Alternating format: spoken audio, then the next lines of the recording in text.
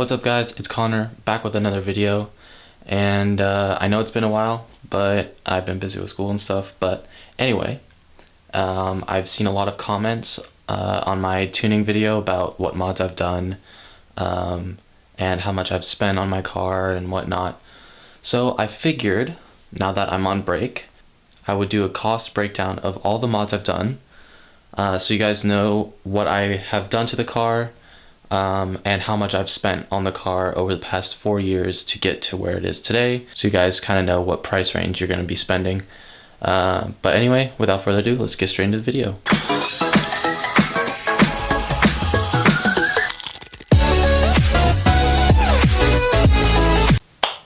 Testing. Alright. I don't know how to start this. So I've had this car about 4 years now. Well, actually, I got it for my birthday, my 16th birthday. So I've had it, 4 years and 1 month. Here's all the papers from the mods that I've done. Some of them small, some of them big. But anyway, we're gonna add all of them up over here. Sorry editing me, but that's gonna be some work. But anyway, let's just jump into it. So the first thing I did was I got an antenna, shortened antenna, because the stock one's just outrageously big. The new one makes the car look so much more clean. It's like 25 bucks or something.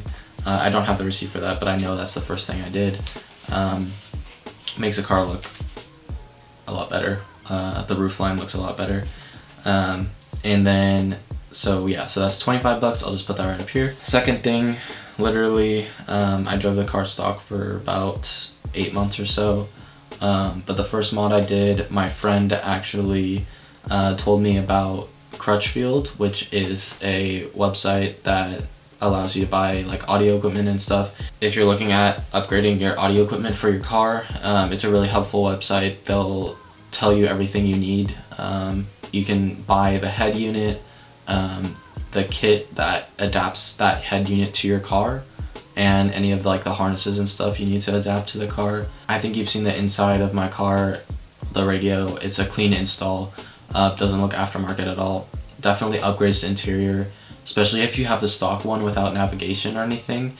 It just updates the interior, makes the car look a lot newer than it actually is. You can buy from Apex, another website. You could buy adapters, so it just goes in the stock slots above your shifter. I have one for charging and connecting to my radio all in one slot, so I just plug in my phone, it's charging and it's playing music and doing CarPlay all at the same time. So yeah, it's just really cool. That ended up being $398 for the head unit, $47.39 for the harness adapter. I don't have the receipt from Crutchfield, but that was like probably another 50 bucks. So total, I will say, let's just put $536.59. It can be more or less depending on which head unit you get, because most of that cost is just a head unit. I ended up getting one, like I said, with CarPlay and stuff. If you don't really aren't interested in that and just want a head unit, you can definitely get them for cheaper than that. But yeah, so that was pretty much the first actual mod I did to the car. After that, I did intake, not manifold, just the intake, and that was the new speed intake. I got that for $294.45. I'll put any of the mods I've done videos on in the top right corner if you want to check them out. I'm hella cringe. Especially some of my older ones I did like 3 years ago, hella bad. Don't watch them, but if you really have to and want to check them out, you can do that. I know I'm still cringe, but that's kind of the price you pay for watching a smaller YouTube channel. Anyway, moving on from that, I did an exhaust cutout. I did 2 videos on that actually. That was the first video that did pretty well on my channel. Yeah, I recommend getting exhaust cutouts to people that aren't fully committed to getting an exhaust, because it is pretty expensive. The average price is like 800 bucks. I think I was looking at AWE exhausts, and I just, as a high schooler, I just couldn't afford $800 on an exhaust at that time, especially when there are cheaper options like this exhaust cutout.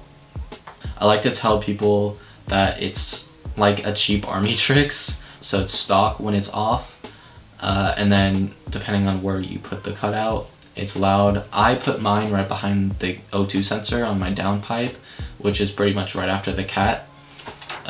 So it's pretty much straight piped, which is good and bad because then it's right underneath me, so it can kind of vibrate at certain frequencies in the cabin. But it depends on where you put it in the car. If you put it after the resonators, my friend did it on his car. He put it after the resonators. It adds just a little bit more sound to his car. He has a GTI. But it doesn't like rattle the cabin or anything because it's quieter. Yeah, like I said, I like to recommend it to people that can't afford an exhaust but just want a little bit extra sound. It's kind of like doing muffler delete, but you're not stuck with having it on all the time, you know? So that was $189.95. You can have a shop put it in, or you can just do it yourself. It's pretty easy, it's pretty straightforward. Maybe have a couple friends help you out with that. Yeah, those were my first mods. Surprisingly, the exhaust was the cheapest mod of the 3. After that, I got all of the kind of exterior mods. So I spent $900 on the wheels. They're the Miro Type 111s. Miro actually, I believe, went out of business. So these wheels are kind of special. I don't think they're like gonna be valuable or anything because they're only $900 to begin with, but they're nice wheels. It's hard to find them. If you want to watch a video, I made a video on installing everything and like the specs for everything. It's an 18-inch wheel, 18 by 8.5 with a 45 offset. That does pretty well on these cars. I ended up having to cut the fender liner in the front and pull the fender back a little bit, or roll the fender and pull it just a little bit in the front. The rears, I didn't have to do anything. I also lowered the car too, so it depends on how much you lower the car and how much camber you put. I'm just running like a stock camber, so if you run more camber, you probably won't have to do that. But it is a daily driver and I don't want my tires wearing out. I actually have not had to change my tires since I've done this, and this was 2018. So it's been on the car 2 years now. Anyway, wheels were $986 after tax, so that was fun. That was a fun expense, most expensive up to then. I paid, I believe, like $350 or $400. I'll check the website and see what the pricing is. I don't have the receipt on it. But anyway, I think that's like $350. I don't recommend them for long-term use. They're okay if you want to just quickly lower your car and save up for more expensive coilovers, but I'd probably go something more along the lines of BC coilovers. If you want to lower your car but still have good quality like suspension. If you care really more just about performance, not necessarily as much as lowering and just looks, I'd probably go Coney yellows with some Eibach lowering springs, or even just the factory suspension with lowering springs. I think Eibach makes lowering springs for like $225. So there are some cheaper alternatives to getting just cheap coilovers, but I probably wouldn't recommend them long term. I've had some issues with them. I just have a feeling they're not going to last very long. I think a lot of people just know that Racelands are not the best, just from personal experience, so whenever they hear Racelands, they're just like, oh, it's cheap suspension. So yeah, if I were to do it again, I probably would have saved for like BC coils, or maybe just done like Coney yellows with lowering springs, just because I like it, the car low, but I'm not like slammed either. So it's probably like, I think a 2.5-inch drop in the rear and 1.5 in the front. I'll have to check up on it. But I think I'm running the highest setting in the rear on the Racelands was like 2.5, and it's on the highest setting, and then I have like a medium setting on the front. But anyway, if I were to do it again, like I said, probably Coney yellows with Eibach springs. Save up for good suspension, guys, because that makes a big difference. even though it might be like $300 or $400 more. Just wait for another like 2 paychecks, get that better suspension. I know some of you guys are on a more limited budget, so I would just be careful of what you buy. Anyway, I have the price up there. I also got a Black Forest Industries shift knob, Alcantara shift knob. I made a video on that as well. That was like, I think $170 or something like that. But I ended up just not really liking it because I felt like I wasn't able to manhandle it as much, because I felt like afraid of like touching the Alcantara. So I used that for like a year or so, and then I ended up getting the ECS shifter. It was like $25, it was on sale, $26.23. I got the silver knob with blue trim underneath it. It looks really good, but I can definitely I'm not afraid to like manhandle it now, so that's nice. Then around the same time, I also did short shifter and shifter bushings. I'm running about a 40% reduction on the short shifter. The stock shift throw is hella long. It's so long. Like, even if you're just driving around normally, your shift times are just so slow because you're not slamming gears. If you're slamming gears, it might be okay, but like, I'm not slamming gears all the time, so it just got annoying after a while when you're just trying to shift normally. It's just a lot tighter now. With the reduction, it's honestly about the same as my Miata, and that's stock. That's not the Miata stock. It doesn't have a short shifter or anything, so that just goes to show just how long it is with a 40% reduction. That was $96.26. The shifter mounting bracket bushings, they're metal. The stock ones are rubber. So when you're shifting, especially with a short shifter, you're putting more tension on that bracket, so it's gonna flex a little bit more. Having the metal bushings is going to reduce that flex and make your shifts more precise. It wasn't much more. It was $20 and $20.96. I thought it was worth it just to throw in while I'm doing the short shifter already. Pretty easy to get to. For a total of, for those two alone, $117. If you have a manual, 100% recommend. Definitely one of the better upgrades I've done. Around the same time, I also did spark plugs. That was $60, $69.79. I got Bosch spark plugs. If I were to do it again, I'd probably just go to O'Reilly's and get some regular spark plugs, but I thought they were all special or whatever at that time. And then, yeah, after a couple months, I noticed clunking with my race lands. I didn't know what it was. I did not think it was the suspension because I was like, these are literally new, how are they already failing?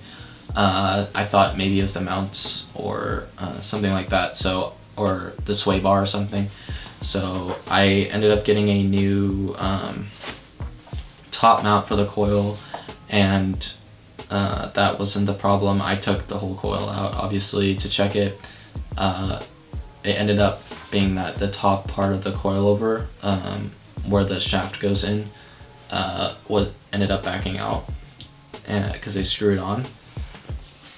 And so when it was at full height, there was some play in it. So when I'm just driving down the street and I hit a little bump, it would just, you'd hear like a clunking.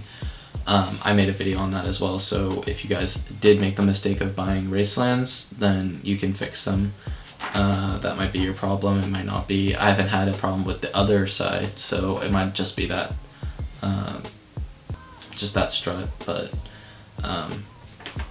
I put it back together with some Loctite, haven't had much issues. Still have a clunking. I think it's just the sway bar end links, because I also got adjustable front sway bar end links at the same time. Sorry, my camera died.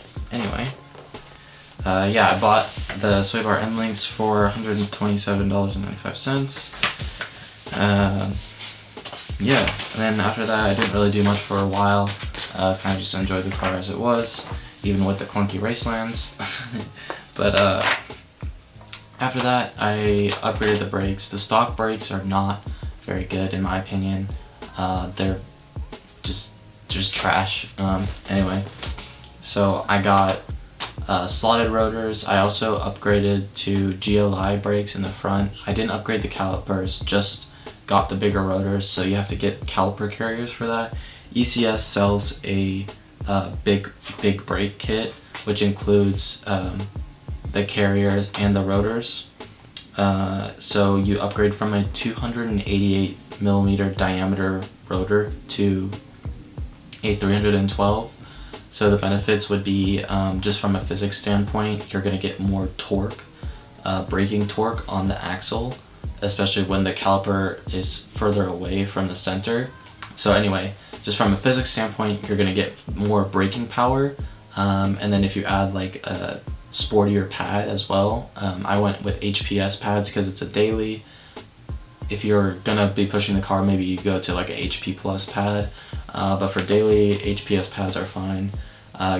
Gives you just that extra braking power. But anyway, that ended up being $124 for the rear brakes, $235 for the front brakes, but that also includes the caliper carriers.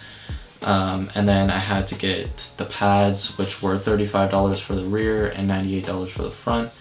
Plus the brake fluid, I got .4 fluid, which was $48.45. I got 3 bottles, so it's like 1.5 liters of brake fluid. I didn't need that much, but figured it'd be better to get more than not enough.